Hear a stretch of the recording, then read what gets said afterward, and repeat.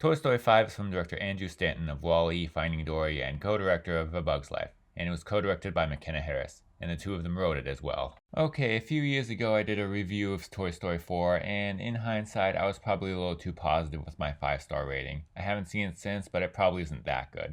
Just the fact that it exists when 3 was already the perfect ending is enough to steer it away from 5 stars. And that fact clings to this movie as well. But like its predecessor, Pixar somehow manages to create something better than what the idea of continuing after 3 deserves. This one revolves around the idea that nobody plays with toys anymore because all these kids be on their phones. Bonnie gets a tablet, which also comes to life when the humans are away, and it clashes with the toys, all while pushing decisions onto Bonnie to get her more friends and possibly the wrong crowd at the toys' expense. And of course, this is the first Toy Story movie ever to get a PG rating, so it deals with some more mature, grown-up... I'm kidding, it's the exact same as the past 4. The American rating system is a joke. This entry somehow manages to maintain what made its predecessors work. That sense of fun, but also the emotional aspects. Seriously, this movie has a lot more heart-wrenching moments than the 5th movie in a family franchise should be able to pull off this well. It also tells an interesting story, and it comments on the modern trends of technology and children without seeming like an old man yelling at clouds, or like it's telling us to move on because the future is now, old man. It also introduces a few new characters. The tablet's pretty good. She's the typical modern Disney villain where she's actually not a bad guy, but she has good intentions but is misguided. But she's done well. She has a smug air to her that makes you side with the toys, but at the same time you can tell by the end that she's not the real bad guy in the story. But in terms of newcomers, the real MVP kinda comes out of nowhere with an old potty training toy played by Conan O'Brien. Maybe his talk of piss and shit is what got that PG rating. You can do it like a choo-choo, you can poo-poo! There's anything I want added to my list of accomplishments.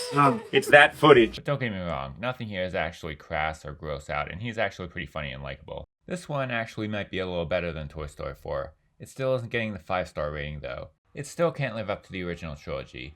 But if they keep their movies on this level, maybe I might actually be able to get excited about new installments again.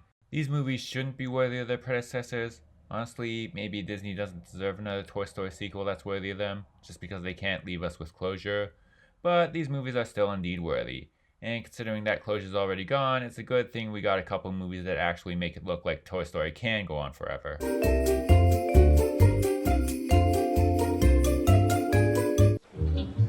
Delicious food, eat some every day. Oh, we ride in the rodeo, broken steers and busted bronchos, and we haven't had a bite to eat dog. We are hungry and we're dragging, but here comes the old duck wagon with the fiddles that we long for. Bring her on! Now I'm the U.S. Marshal. The soft drinks I am partial. And if I was good, My gosh, I say it be. now it's time for intermission, so let's all hit the trail and gather round the sweet bar where these goodies are on sale.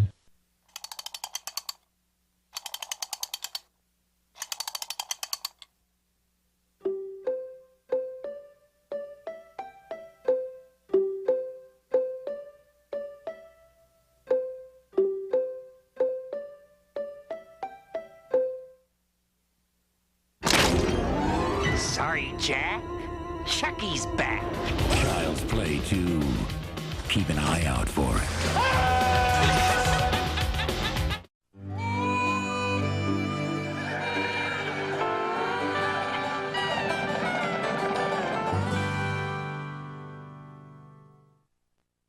Supergirl is from Craig Gillespie, director of I, Tonya, Lars and the Real Girl, and Cruella. Written by Anna Nogueira, who is an actress who has only written a short film before this one, which is surprising for a movie this big, although she kinda makes it work here, or at least its flaws probably didn't come from her lack of experience. The new DC universe debuted with promise with the release of last year's Superman. The Marvel universe all started with the much beloved Iron Man, and I think this Superman is on that one's level in terms of being a great movie to introduce something big.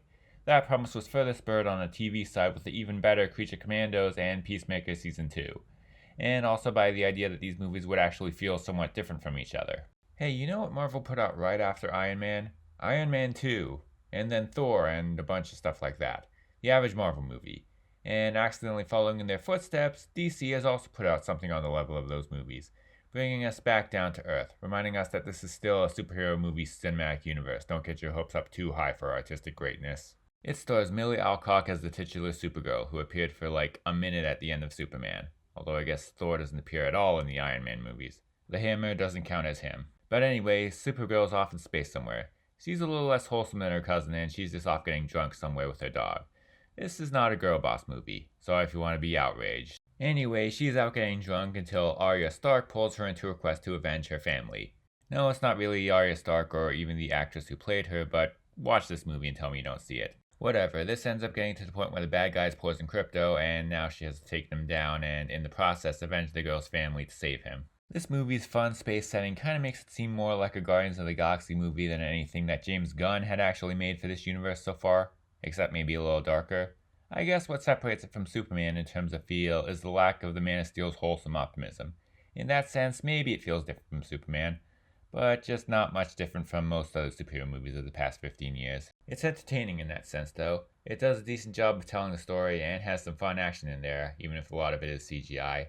Millie Alcock does breathe life into the character very well, but the show stealer is Jason Momoa as Lobo. He's only in it a few scenes. Honestly, he doesn't even have much to do. They probably just threw him in there to tease the idea of seeing him later in another movie, but his gruff performance kind of makes me want to see more of him. Almost to a fault because he's kind of more interesting than the rest of this movie. But despite being content with the entertainment value and whatever, it does feel a little been there, done that. Also, apparently this is based on a very colorful comic book which the color scheme here cannot live up to. Honestly, this would probably be a lot more well received if it looked more lively. I've been comparing this movie unflatteringly to Marvel for the whole review, but that is kind of the thing that kept coming to mind.